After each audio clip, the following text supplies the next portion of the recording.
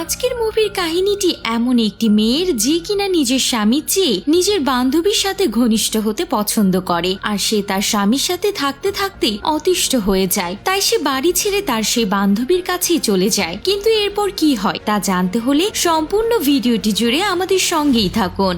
মুভির শুরুতে আমরা মধু নামের একটি মেয়েকে দেখতে পাই, যে কিনা প্রতিদিন বিভিন্ন কাজের উদ্দেশ্যে নৌকা নিয়ে এখানে ওখানে যাতায়াত করত। এরপর একদিন রাতে যখন মধু শুয়েছিল তখন হঠাৎ তার পেটে প্রচুর যন্ত্রণা শুরু হয়। তার এই যন্ত্রণা সকাল হওয়ার পরও চলতে থাকে। তখন সে গলা পর্যন্ত নদীর জলে গিয়ে ডুব দেয়। এমনটা করার ফলে সে একটু আরাম বোধ করে। কিছুক্ষণ পর সে নিজের পোষা হাঁসগুলোর ঘরে গিয়ে দেখতে থাকে যে তারা আজ কয়টা ডিম পেড়েছে। এরপর সে সেগুলোকে তুলে নেয় আর তারপর নদীতে গিয়ে ঝিনুক সংগ্রহ করতে থাকে। অন্যদিকে আমাদেরকে মধুর হাজবেন্ডকে দেখানো হয় যে কিনা গাছের রস সংগ্রহ করছিল। সে এমন ধরনের বিভিন্ন ছোটখাটো কাজ করে নিজেদের জীবিকা নির্বাহ করত, যেমনটা হলো গাছের রস সংগ্রহ করা, নদীতে মাছ ধরা ইত্যাদি ইত্যাদি। অন্যদিকে মধুকে দেখানো হয় যে কিনা সেই সব ঝিনুকগুলোকে নিয়ে এসে রান্না করতে শুরু করে। ঠিক তখনই মধুর হাজবেন্ড ঘরে ফিরে আসে। তখন সে একটা কাপড়ে লেগে থাকা রক্ত দেখে বুঝতে পারে যে মধুর এখন পিরিয়ড চলছে, কিন্তু তার মনে তো এখন বিছানা কামড়ানোর ইচ্ছা হচ্ছিল। এরপর মধু সে সমস্ত হাঁসের ডিমগুলোকে নিয়ে বাজারে বিক্রি করতে বের হয়। ঠিক তখনই তার স্বামী এসে তাকে বাধা দেয় আর তাকে জোর করে ঘরের মধ্যে নিয়ে যায়। এর ফলে মধুর মাথায় থাকা ডিমের ঝুড়ি নিচে পড়ে যায়। এরপর সে মধুকে ঘরের মধ্যে নিয়ে গিয়ে তার সঙ্গে জোর জবরদস্তি করতে শুরু করে। তখন মধু তাকে কাপড়ে লেগে থাকা রক্ত দেখায়। এভাবে সে তাকে বোঝানোর চেষ্টা করে যে তার এখন পিরিয়ড চলছে, কিন্তু এখন মধুর স্বামীর খিদেটা যে কোনো ভাবেই তো মেটাতেই হবে, তাই না? সেজন্য সে একটা অন্য স্টেপ নেয়। কাজ শেষে মধু সেই সমস্ত ডিমগুলোকে বিভিন্ন জায়গায় বেচতে শুরু করে। তখন সে লক্ষ্য করে যে তার স্বামীর জন্য হাঁসের অনেক ডিম ভেঙে নষ্ট হয়ে গিয়েছে। এরপর সে সেই সমস্ত ডিমগুলোকে নদীতে ফেলে দেয় আর তারপর তার বাবার কাছে যায় আর তাকে কিছু খাবার দিয়ে ঘরে ফিরে আসে আর তারপর নিজেদের জন্য রান্না করতে শুরু করে। এরপর খাবার শেষে আমরা দেখতে পাই মধুর স্বামী বিছানাতেই শুয়েছিল আর মধু নিচে মাটিতে শুয়েছিল। কিছুক্ষণ পর তার স্বামীর আবারও ইচ্ছা জাগে। তখন মধু বিরক্ত হয়ে ঘর থেকে বেরিয়ে আসে আর মন খারাপ করে নদীর তীরে বসে বসে তার বান্ধবীর কথা মনে করতে থাকে যে সে বিয়ের আগে তার বান্ধবীর সঙ্গে কতটা খুশিতে ছিল। পরের দিন মধু নদীর ওপারে গিয়ে একটা দোকানে তার হাঁসের ডিমগুলো বিক্রি করে। এটা থেকে আমরা জানতে পারি যে মধু হাঁসের ডিম বিক্রি করে কিছু পয়সা ইনকাম করত। এরপর আবারও সে তার বাবার কাছে গিয়ে কিছু খাবার দিয়ে ঘরে ফিরে আসে। তখন রাস্তায় সে একটা পরিত্যক্ত ঘরকে দেখতে পায়, যেটা দেখার পর তার আবারও পুরোনো দিনের কথাগুলো মনে পড়তে থাকে। বিয়ের আগে মধু আর তার বান্ধবী এই ঘরে খেলাধুলা করত এবং তারা দুজন খুবই খুশি ছিল। এরপর একদিন মধুর বান্ধবী তাকে কিস করে, যেটার পর তাদের দুজনের মধ্যে এক ধরনের সুপ্ত বাসনা জাগে আর তারপর তারা এমন কাজ করে।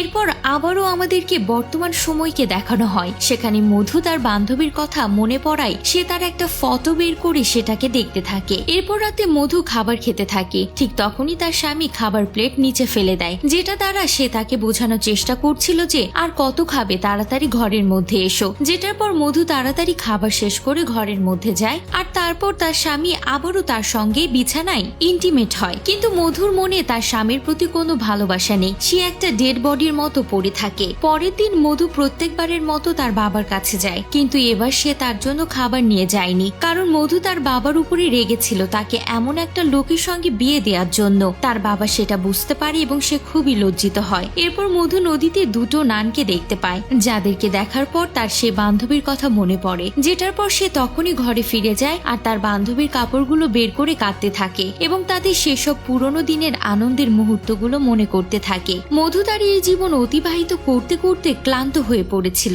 এবং ভাবতে থাকে যে এটাই কি তাহলে আমার জীবন? আমার জীবনে আর কখনো কি সুখ ফিরে আসবে না? পরের দিন মধু তার স্বামীকে কিছু না বলেই বাসে করে তার বান্ধবীর কাছে যায়। সেখানে গিয়ে দেখে তার সেই বান্ধবী এখন একজন নান হয়ে গিয়েছে। তার বান্ধবীকে দেখার পর মধু তাকে জড়িয়ে ধরে, কিন্তু তার বান্ধবী তাকে দূরে সরিয়ে দেয়। এরপর তারা সবার সঙ্গে বসে খাবার খায়। অন্যদিকে মধুর স্বামী তার জন্য অপেক্ষা করতে থাকে। রাত হয়ে যায় কিন্তু তখনও মধু বাড়ি ফেরে না। বাড়িতে খাবার না থাকায় তার স্বামী রেগে গিয়ে বাসনপত্র ভাঙচুর করতে থাকে। অন্যদিকে মধু আর তার বান্ধবী আলাদা আলাদা রুমে গিয়ে শয়, কিন্তু কেউই ঘুমাতে পারে না। তার বান্ধবী ভাবতে থাকে যে এত বছর পর মধু এখানে কেন এসেছে। পরের দিন সকালে মধু তার বান্ধবীর ঘরে যায়, কিন্তু তারা কোনো কথা বলে না। এরপর মধু তার বান্ধবীর পোশাকগুলোকে স্পর্শ করে তাকে অনুভব করার চেষ্টা করে। ঠিক তখনই সেখানে তার বান্ধবী এসে উপস্থিত হয়। মধু তাকে দেখা মাত্রই জড়িয়ে ধরে, কিন্তু তার বান্ধবী আবারও তাকে দূরে ঠেলে দেয় আর তার হাতে একটা ক্রস দিয়ে তাকে বোঝানোর চেষ্টা করে যে তারা আর কোনোদিন এক হতে পারবে না।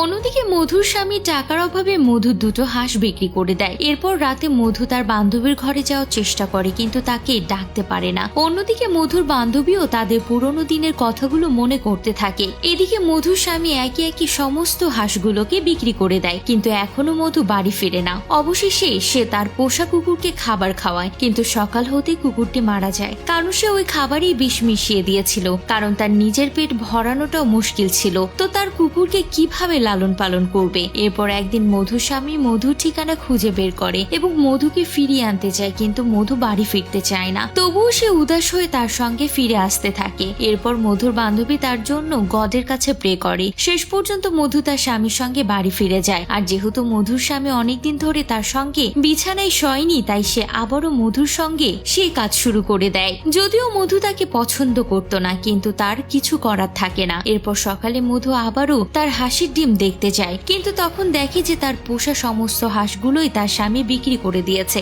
এতে মধু খুব কষ্ট পায়।